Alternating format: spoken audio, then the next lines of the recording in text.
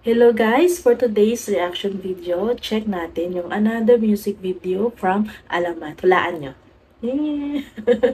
Ito ay yung, ewan ko lang kung tama, Ailey.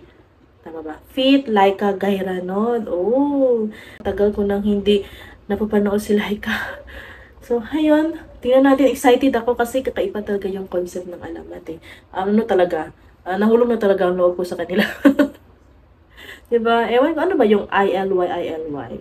I love you, or I like you, or ili-ili lang to. Diba?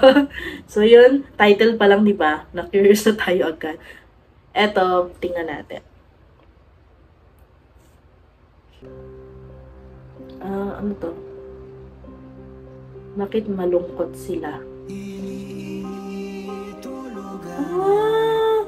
Ili-ili. Oh, diba?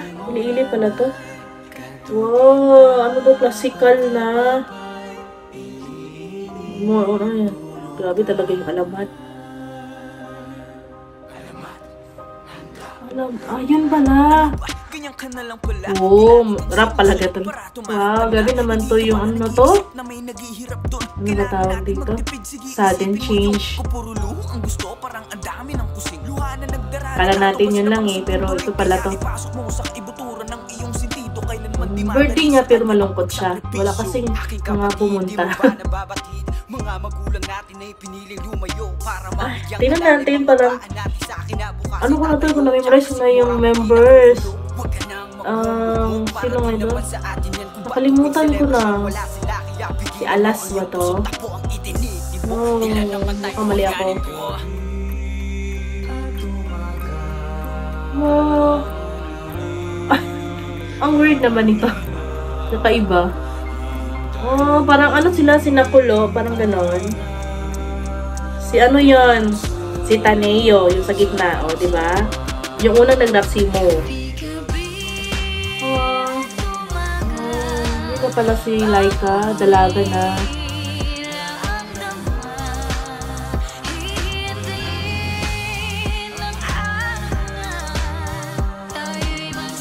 Parang ano yung makeup niya eh. Ang kapal, parang tumanda siya. Si Thomas. Siya yung may parang feminine voice, sabi ko. Bakit? Diba? Grabe ha. Yung boses talaga niya eh. May sakit siya. May sakit ba? Hindi. Parang amo siya. Yan yung yaya niya. Wow, siya naman. Mayaman to.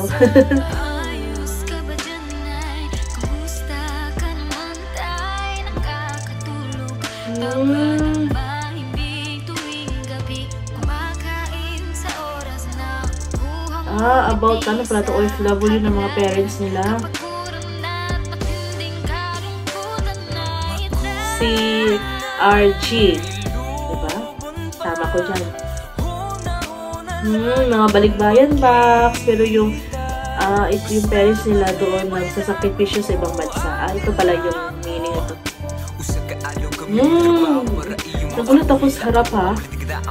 Wow, ayos nun si RG. Wow, about ano, parents ko lang to na mga ano.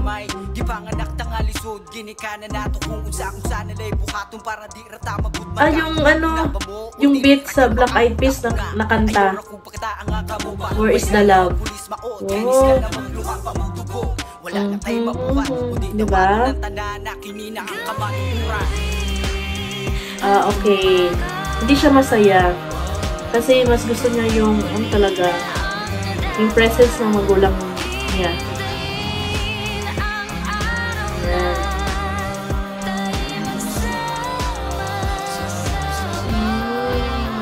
Alay pala to sa mga ano. Wow, grabe naman yung Alamat members. Nagra-rap tapos makanta. Ayan. Yan. Sandali, sino nga to? Nakalimutan ko na yung pangalan niya. Oh guys. Ay. Ito malalim.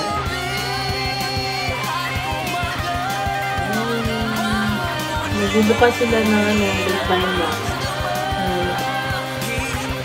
Oh, ano, mami na Ah, wow, bumibirit. Kanina nag-rock yan. Ay. Parang ano to? Parang musical.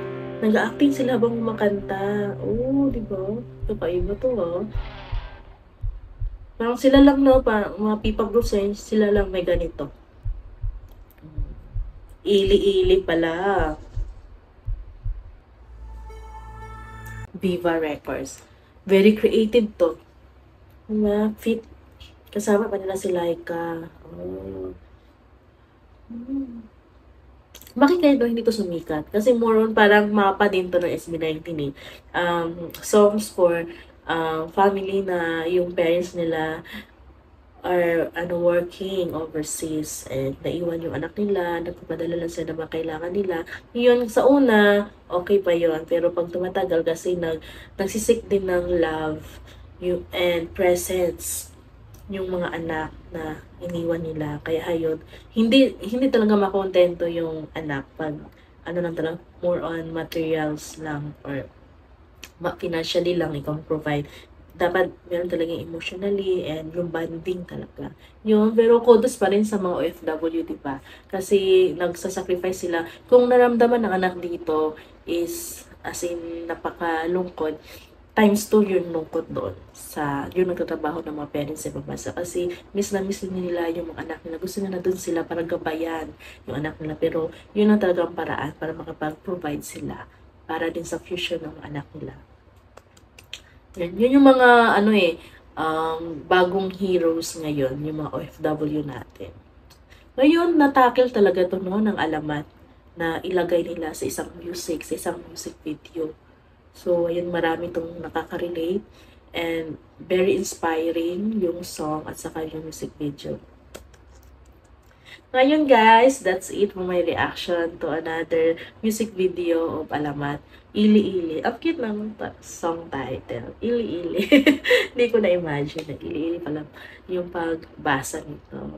Ayun guys, kung meron pa kayong gustong i-recommend na tingnan natin ng mga Alamat na songs or live performance music videos, please leave in the comment below and please like this video.